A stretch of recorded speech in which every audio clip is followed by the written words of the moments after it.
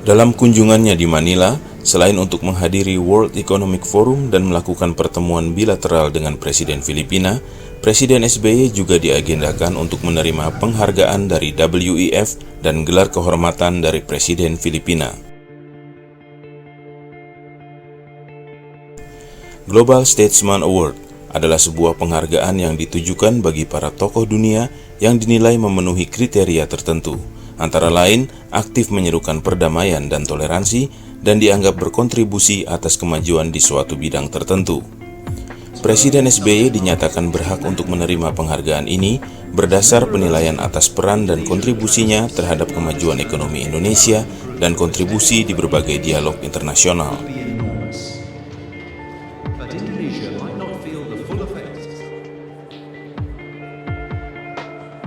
Profesor Schwab menyatakan bahwa periode Presiden SBY sebagai masa emas Indonesia, di mana perekonomian Indonesia tumbuh tercepat di antara negara-negara anggota G20. Mr. President, it's the third time for you that you participate at the World Economic Forum on East Asia, after you graciously hosted us in Jakarta in 2011. Earlier this year, in Davos, we convened under the theme of reshaping the world.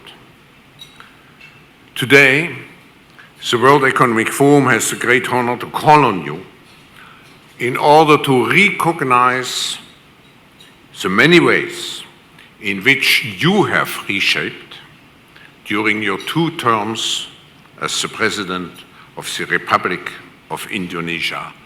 You have reshaped your country. Mr. President, you have contributed significantly also to the global dialogue on economic development, on the environment, on democratization, and we welcome you here, not only in your capacity as the President of Indonesia, but also in your global role, one of your global roles, as the co-chair of the high-level panel on the post-2015 Millennium Development Goals. So this agenda will so much shape humankind's future. Many would describe the period of your leadership as Indonesia's golden years, a time during which Indonesia's economic growth has been one of the fastest of the G20 economies. In our annual report on global competitiveness, just to give you one example, Indonesia has consistently been of the most improved performers. For example, jumping 12 places just in the last 2 years. Ketua World Economic Forum menyerahkan langsung penghargaan ini kepada Presiden SBY.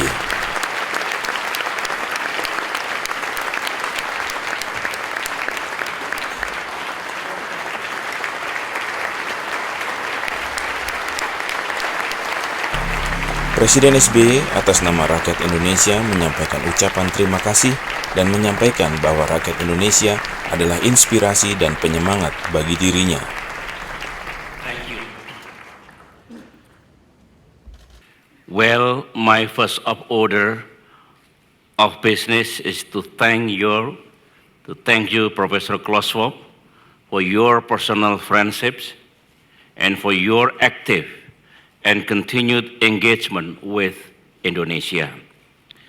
I have had the pleasure of taking part in 4 World Economic Forum meetings in Davos, Jakarta, Bangkok, and now Manila. And I tremendously enjoyed each and every one of them. Under your leadership, Professor Schwab, the World Economic Forum has clearly made an admirable difference in pursuing its stated objective to improve the state of the world. I am honored by this Global Statesmanship Award, and I humbly accept it on behalf of the good people of Indonesia, who continue to inspire and energize me every single day. In a way, I am also a little nervous because this award somehow adds more pressure to me. I hope you don't expect me to deliver world peace by the end of the week.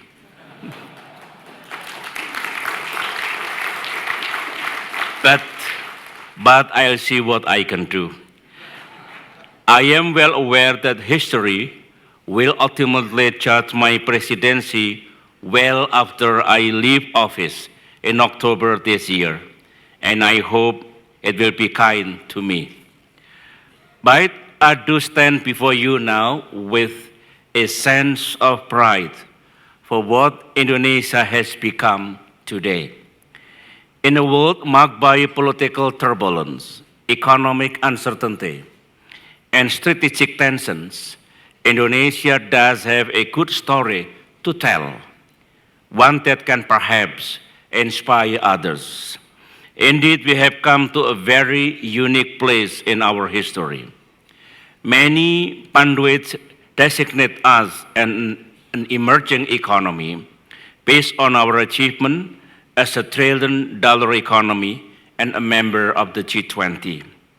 We have achieved that critical point of no return in our democratic development. We have proved to ourselves and to the world that we do not have to choose between democracy and development, and that we can indeed have both political freedom and high economic growth at the same time. We have achieved the often elusive connection between democracy and stability. We have broken the myth, the fear, that democracy will unravel national unity, and instead demonstrated that democracy has made us more united. We have become an example that democracy, Islam, and modernity can go hand in hand.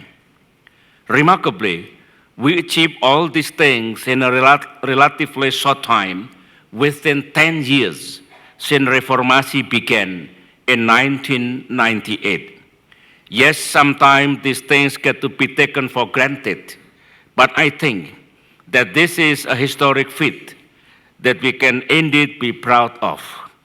And the fact that our domestic house is in order allows us to play a more active regional and global role. I know there are skeptics who say that today's circumstances have become so complex that there is not much that leaders can do. The leaders do not matter. They do not make any difference. Well, I say just the opposite. Leadership is entirely important to progress. And when I say leadership, I'm not referring to one person. I am referring to the long lineup of outstanding men and women who have the courage and creativity to make a difference for their community. As we can see in many examples across the world, leadership can be the 2 to 3% difference in economic growth. Leadership can be the difference between new peace and continuing conflict, or between development and decay. The world community, therefore, will need more, not less, leadership. And the scale of global challenges that confront us will defy conventional response. The world desperately needs a spirit of pioneerism, a determination to challenge old assumptions, constantly push boundaries, and break into new frontiers. This is the spirit by which Indonesia helped break the deadlock in UN climate negotiation with the 26%, 41% formula in 2009. The same spirit by which we finally resolved the 30-year conflict in Aceh. The same reason we convened global intermediate dialogue during the height of the cartoon crisis in 2006. And at the same spirit, Indonesia pushed for progressive norms at the heart of the new ASEAN Charter.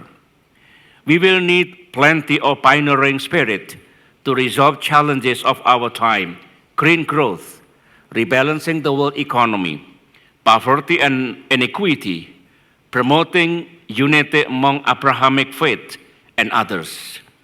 And in a world saturated with nationalisms, I believe the leaders of today must also learn to evolve a new globalism. In this new globalism, we will find that there are a lot more points of intersection between local, national, and global interests, much more than we were used to before. Local leaders should realize that they can significantly enhance their prosperity by drawing on global resources, markets, capital, technology, and others. But they also have responsibility to take part in effort to protect the global commons. We have been accustomed to a worldview of us against them for too long. In this new globalism, it is a time we do away that this rigid us against them approach and evolve the new we. The new we compels us to see bridges instead of divides, and to prioritize our common future than lament our divided past. All of us are in this together. This is the only sensible approach to survive and succeed in an interdependent world. My final point. The 21st century will bring about changes at blinding speed. It is often said that more things will change in the next 10 years than in the past 100 years. Exciting indeed, but we must beware of the risk of dehumanizations. In this amazing century, it is important for us to reinforce our human dimension in all the things we do. We must pursue development that project the dignity of man. We must embrace politics that promotes human freedom. We must build and use machines that enhance humanism. We must promote education that nourishes the human soul. And we must evolve societies that boost the human spirit. This, ladies and gentlemen, I believe is the essence of 21st century leadership. I thank you.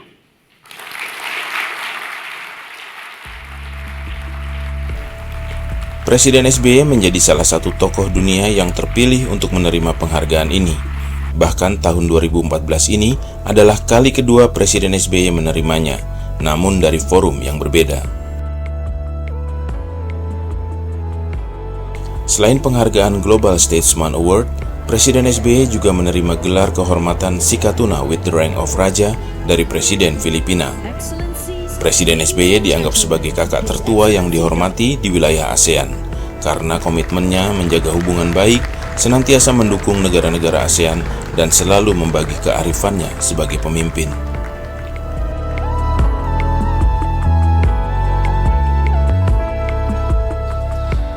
As true brothers, we also celebrate the fact that we have resolved a concern between us in an amicable manner, as demonstrated in the agreement we reached as regards our exclusive economic zones in the Celebes Sea and the Mindanao Sea.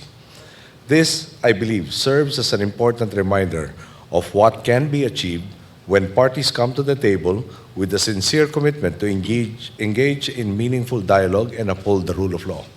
Your Excellency, the Filipino people are grateful for the sustained support your government and the people of Indonesia have shown for our peace process and security. Indonesia has always spoken in support of the Philippines and our endeavors in the Organization of Islamic Cooperation. We also deeply appreciate Indonesia's overwhelming humanitarian assistance in the aftermath of Typhoon Haiyan. May I also congratulate Your Excellency on your 2 successful terms as President. Under your reliable leadership, we have seen impressive reforms that have led to economic growth of Indonesia, a growth that has empowered your nation to be an influential voice in both regional and international affairs.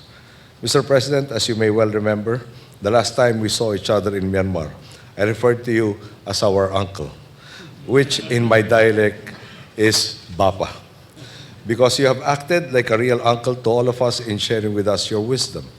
I am told that in Bahasa Indonesia, Bapa denotes respect in reference to a father or an elder.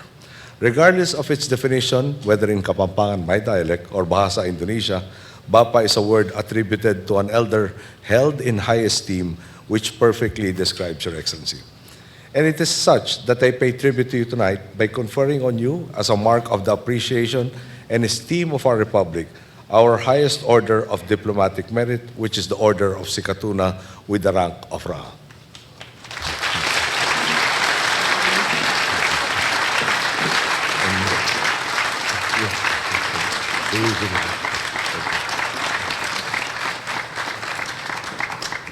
May I apologize in advance if I mispronounce the following Bahasa Indonesia words. President Yudhoyono has been a kaka-laki-laki to everyone in ASEAN.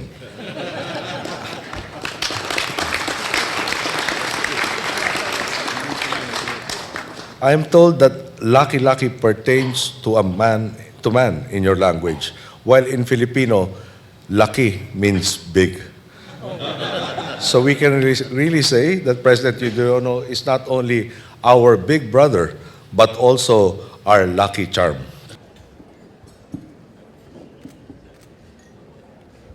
Firstly, I wish to thank you, Mr. President, and the people of the Philippines for warmly welcoming my wife and I. You have accorded us such hospitality and friendship, for which we are very grateful.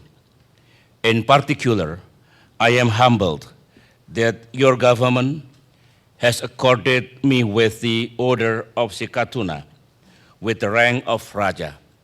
I accept this honor as a symbol of the close friendship between our 2 countries and nations. I also accept this honor on behalf of the people of Indonesia. Let me use this very opportunity to congratulate Your Excellency for all the achievements of your presidency. They have been wide-ranging and transformative. Allow me to cite 2 examples. Your economy has recorded an impressive growth, a steady economic growth above 6% since 2012. And you can sustain this remarkable growth even when the world is engulfed in a global economic crisis. Therefore, it is not surprising that the Philippines has been designated as Asia's bright spot and the new Asian tiger by a number of international media.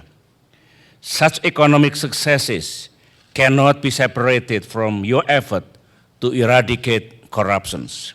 The Philippines' ranking in this year's Transparency International's Corruption Perception Index has improved quite significantly. This truly reflects international community's confidence on your government's tenacity in rooting out this challenge. I also wish to commend you to the recent signing of the Comprehensive Agreement on Bangsamoro.